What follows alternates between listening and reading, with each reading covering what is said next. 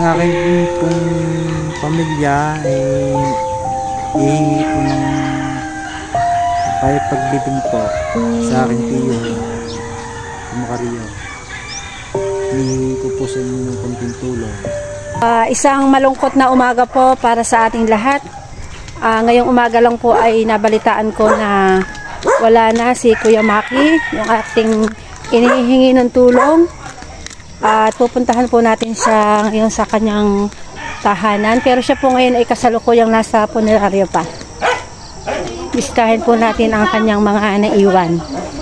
Ito po ay isa sa tiyuhin ni Kuya Maki. Kumusta? Dito. Wala na kasi Kuya Maki. Ako nga plus sa akin mo ang bakay, alas 2 ng madaling araw. Anong oras eksakto namatay? Ha? Anong oras eksakto namatay? Mga alauna. Alauna. Tiyak na si Judith eh. Sige, wala magagawa. Pag hanggang doon na lang buhay ng tao. Hindi na siya mahihirapan na. Tiyak na eh. Sabi ko siya magwala ka, wala ay sadyang gawin buhay ng tao. Ay, kita mo patay na ang kapatay ko. Patay na.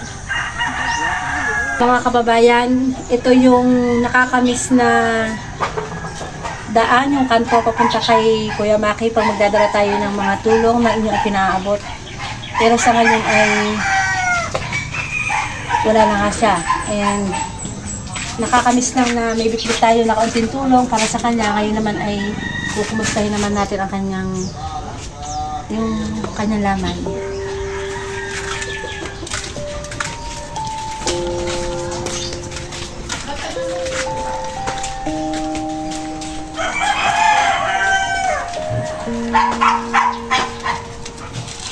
Pansinin niyo mga kababayan, kapag pumunta dito si Kapitana, ang mga aso ay talaga namang ako ay tinatahulan. Pero pansin niyo parang sila yung malulungkot ng mga aso. Parang kakalungkot talaga. Oh, pansin niyo mga aso.